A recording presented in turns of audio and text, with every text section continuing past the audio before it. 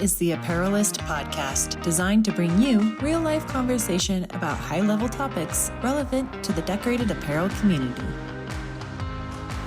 Well, hello, Apparelist family, and welcome to the Apparelist podcast. We are recording this particular episode on day 3 of Printing United Expo 2024 in Las Vegas. What an expo it has been. It feels crazy to say we're already at day 3 because it has been this wild ride, and there's so much anticipation always going into any event, and then it happens so fast. It's like Christmas. It happens so fast. But I am excited because we're still going strong for even though it's day 3. And I have 2 of my favorite people here, so that even gets me more excited. Joining me for this episode are Megan Griffith and Ryan Toney of P&M Apparel. Guys, thanks for joining. Yeah, thanks for having us. Thanks for having us. Yeah. So I was introduced to you guys kind of just through the apparel circuit. Mm-hmm. And then we had you at Apparel Decoration Summit, and you were both incredibly active there and obviously very engaged with the community and interested in learning more.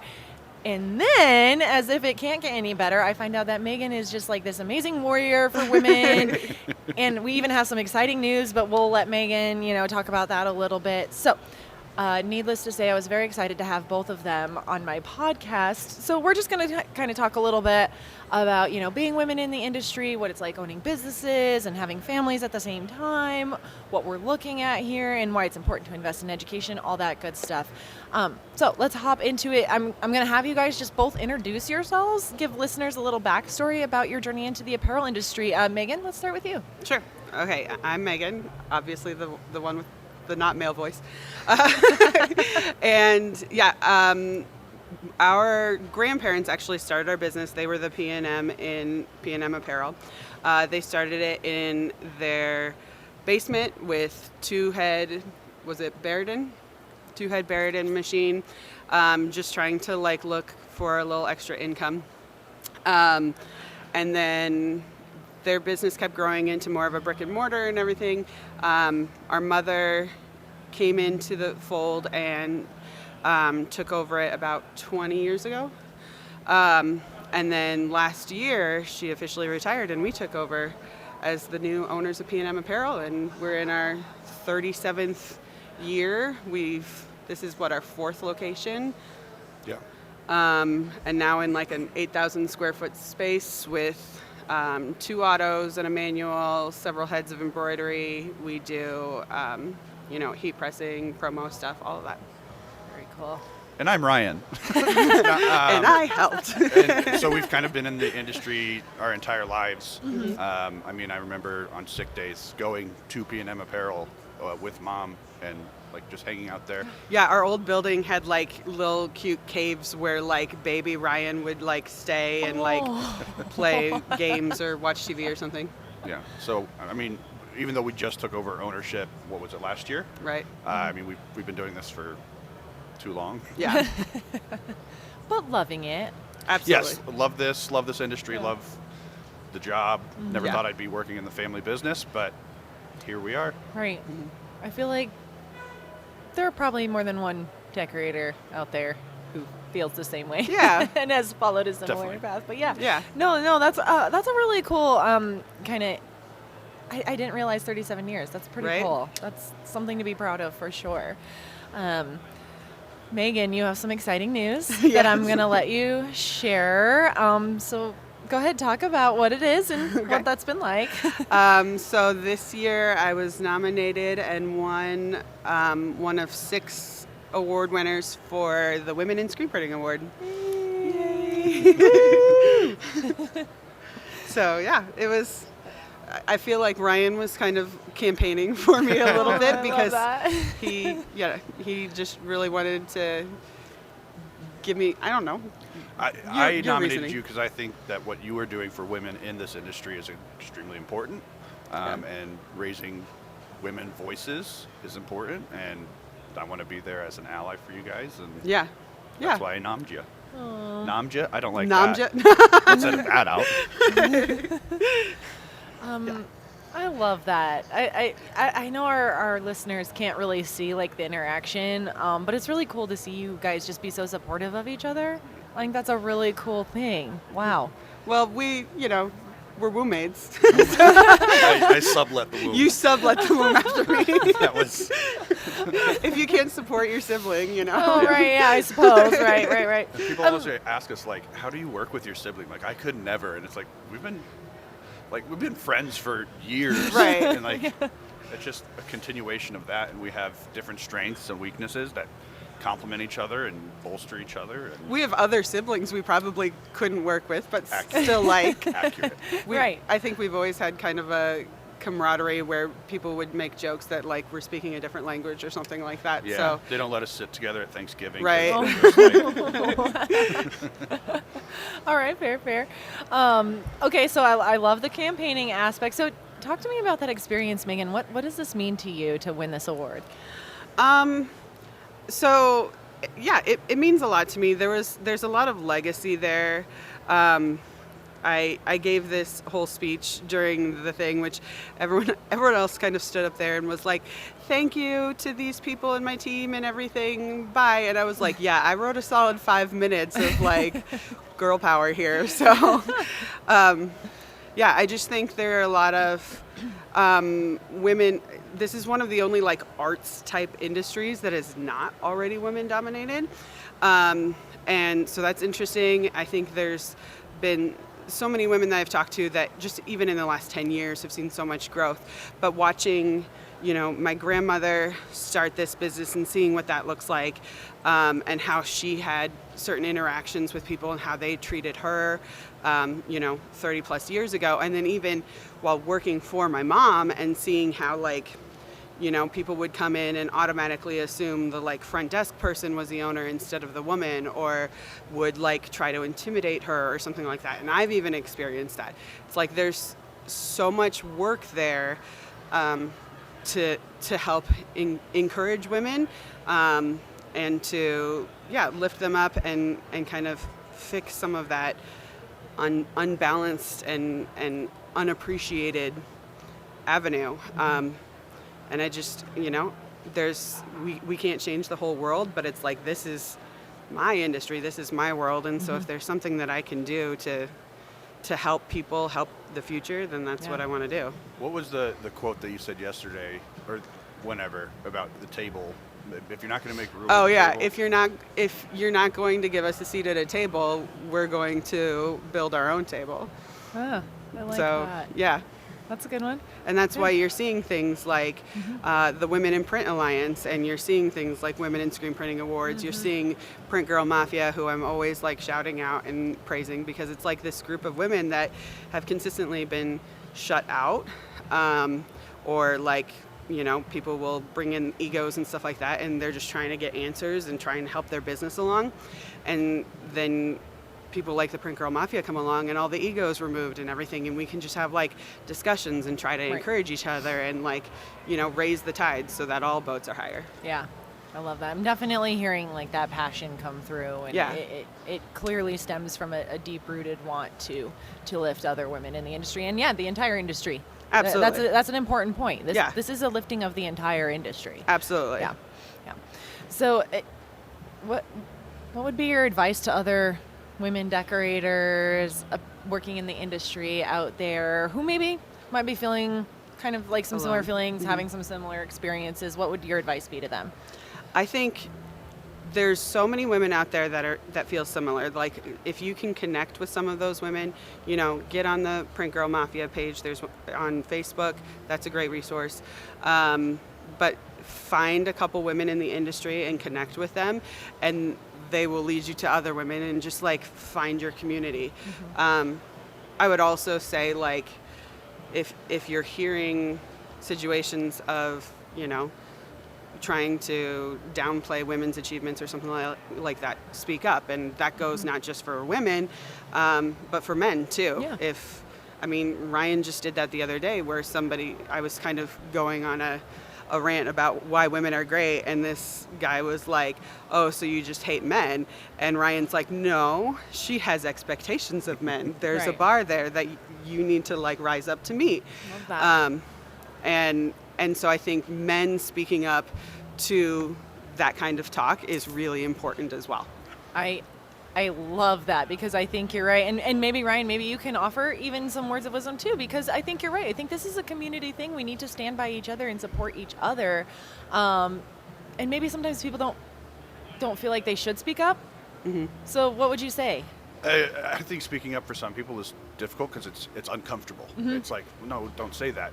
Like, that's uncomfortable, but change comes from an uncomfortable place. Yeah. And if you actually want equality and women to be raised up in this industry, you're going to have to change, and you're going to have to be uncomfortable for a little bit. Yeah. I don't know. I always think it's weird that people are like, oh, women, why would you get out of my industry? Because it's like, you have a mom. Yeah, exactly. Would you say that to your yeah, mom? exactly. Like, Would you say that to your mom, your sister, your grandma, Yeah. your aunt, whoever? Yeah. Oh, That's man. always just baffled me. So I would imagine there's a pretty cool culture of like, welcoming, at P&M. I would imagine you guys worked really hard to build that into your culture. Yeah, culture is huge for us. We have several employees that have come in and are like, oh, you guys aren't like other bosses. Like, they come in with these expectations of what we're going to be like as bosses. Uh-huh. And then they have to like reprogram. Right. Because they're like, oh, well, Hannah was just talking about that. Like, her grandma passed away like 3 weeks into her employment with us. She's like, oh, I'm going to have to plan all this PTO, yada, yada, yada. And we're like, no, go. Like, you need this time to go. And Right. your people first and employees second. I really love that. And, Yeah. Lately we've realized we have a lot of people that are either on the autism spectrum or have ADHD or some kind of other like dyslexia, learning disabilities. And so we have really leaned into educating ourselves on how those brains work and how neurodivergence and everything works. And that, I think, has also really led to the culture, even just in the last year, of like trying to maybe like reform how we're doing work so that it like plays to the strengths of these neurodivergent brains instead of being like, well, you have to fit in this box. Removing those barriers. Yeah. And it's been really, really cool to see, somebody that might not have been given a chance because they're on the spectrum or something, like flourish like crazy, just because the way that they're doing their work looks different, but ends up being phenomenal, Oh, I really love that. Yeah.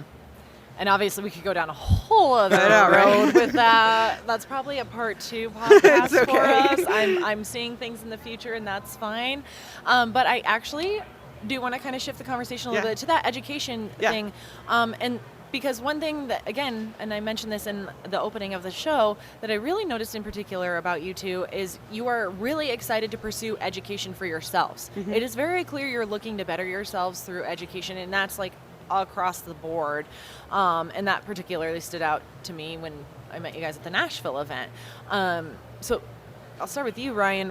Why do you think it is so important to invest in continuing education for yourself as owners and then for your employees? Yeah. So like we said, we've been in business for 37 years. For like 30 years, we weren't attending trade shows. We weren't educating. We weren't doing any of that.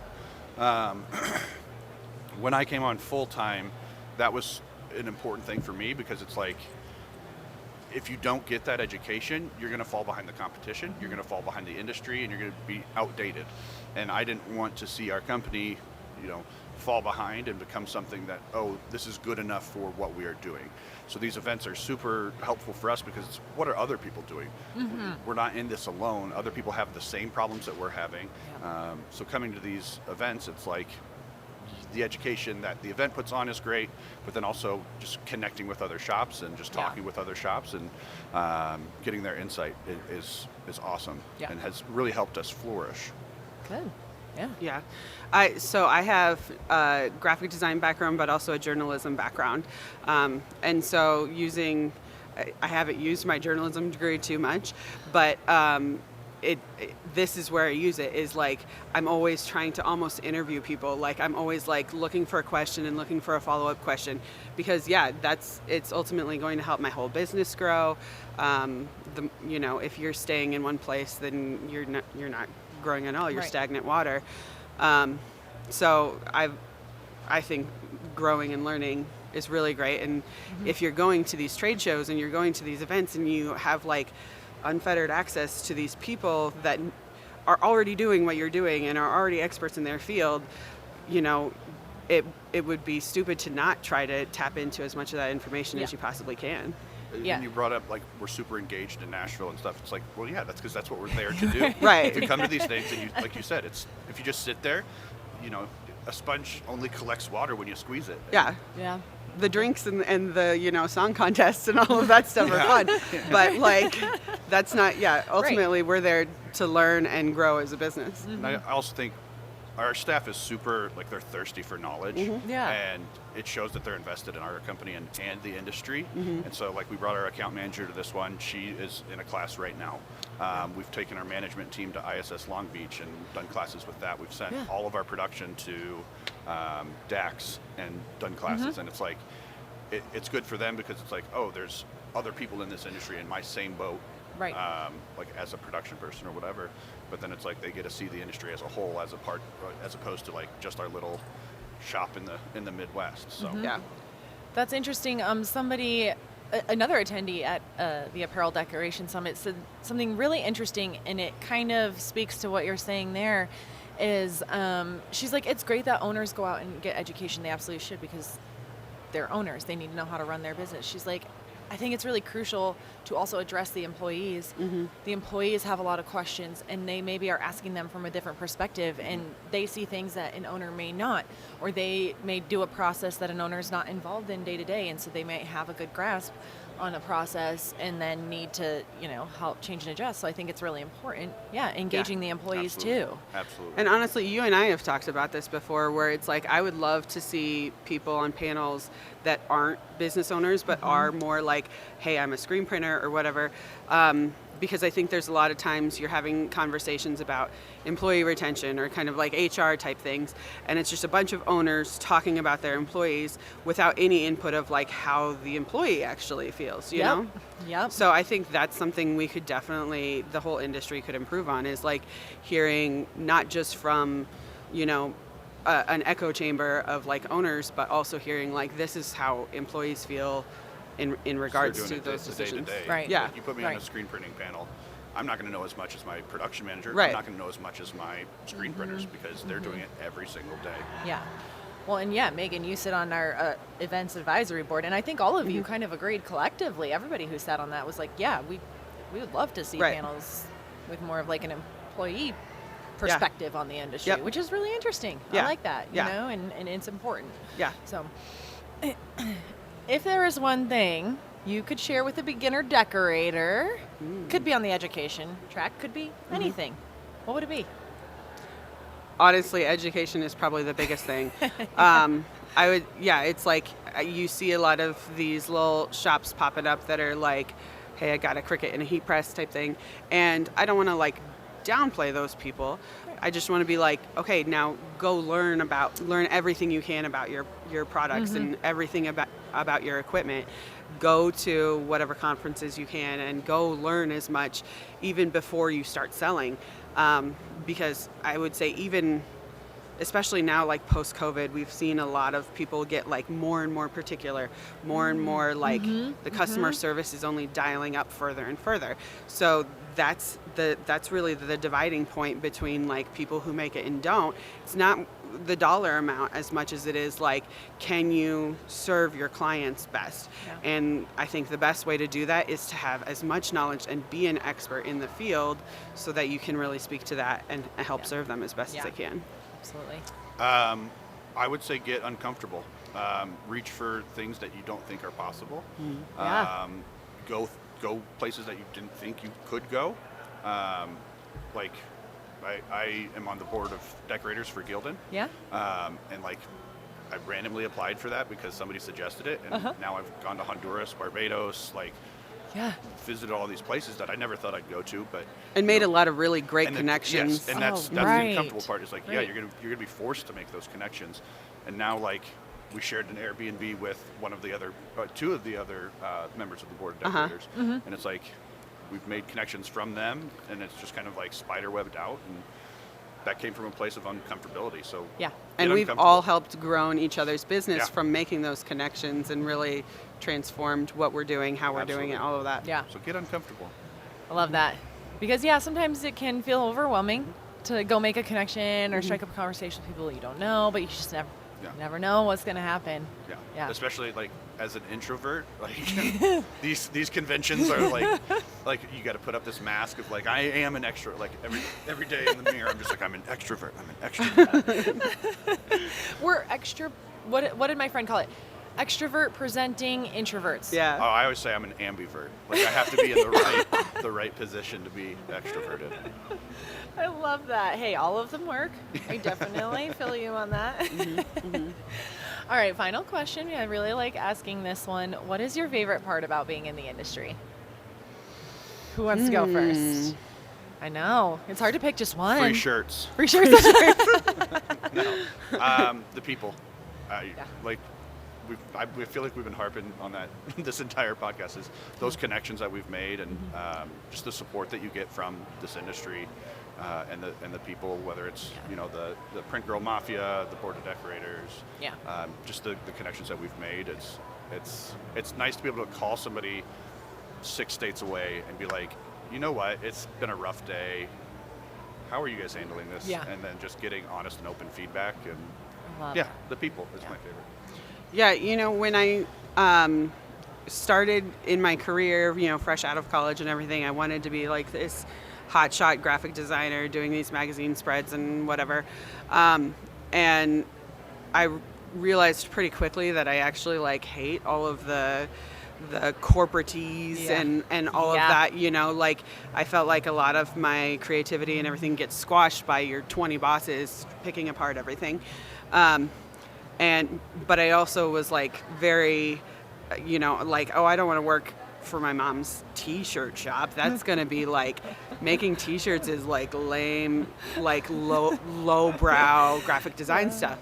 But then I started doing it and I started realizing that I'm not really just people a t-shirt. I'm helping tell somebody's story on their own personal billboard. I'm helping people who are raising money for a kid who has cancer. I'm helping people talk about their own small business that they care so much about. I'm helping, Joe Blow cheer on his son's little league team or something. These things are small, but they're touches into people's lives that are so important to them and so impactful. And so it's if we're doing stuff where we're raising thousands of dollars just by selling some t-shirts to help keep a company afloat or to help, get somebody's medical bills paid, it's no, that's actually making a huge impact. Right. And that's kind of huge to me, much huger than magazine spreads, Much huger. Huger. We have this quote in our shop that it's a shirt is just a shirt. So if you mess it up, it's just a shirt. It's not the end of the world. great. You're not, But also a shirt is much more than just a shirt. It's like Megan said, it's somebody's story. It's a children's baseball team. Yeah. What we do matters. Yeah, For exactly. sure, without a doubt. Yeah. Megan and Ryan, where can people go to connect with you guys, learn a little bit more, reach Currently out? in the Printing United Expo podcast. So we're at pmapparel.com. We're on Facebook. Most of our socials are at P_M Apparel. Yeah, Instagram. TikTok. Fair warning, most of our content has very little to do with shirts. It's shooting stuff out of a t-shirt cannon or talking to dogs. That has the word t-shirt in it, which means that counts. It's relevant. It's a write-off at that point. We have some content from the expo that is not t-shirt related at all. Yeah, we have a screen printer that's every time we go to one of these things, she's get me a pen. And so the only real content we've recorded is going around and collecting 500 pens for her. So Hey, I told you guys this. Right. Willet Cannon is probably one of my favorite things to watch on Instagram. I look forward to a new one every time. I'm like, what are they going to shoot next time? Yay. Hey, ridiculous. we all need a little light humor in our lives. I totally get it. It's fun. You guys are fun people, and I love that shines through in your accounts. Yeah, we're not too don't serious take it about ourselves, seriously. so we don't want anyone to think that we're the super serious print shop, I guess. Oh, I love it, guys. Well, I am looking forward to working with you both more in the future because I know that there are a lot of opportunities for us to come together and work on some other projects. So all of you Apparelist listeners, just be ready. It's coming. Nice. It's gonna We're be coming here before for you. you We're know taking it. We're over. coming for you. And of course, visit Apparelist.com where you can find all of our previous podcast episodes, lots of great articles, videos, tons of content that supports the decorated apparel community in a multitude of ways. And please feel free to reach out to me directly at cgreen@napco.com. I really love having conversations, if you couldn't tell, with people in the industry. So yeah, thanks guys. Yeah, Thank thank you. you.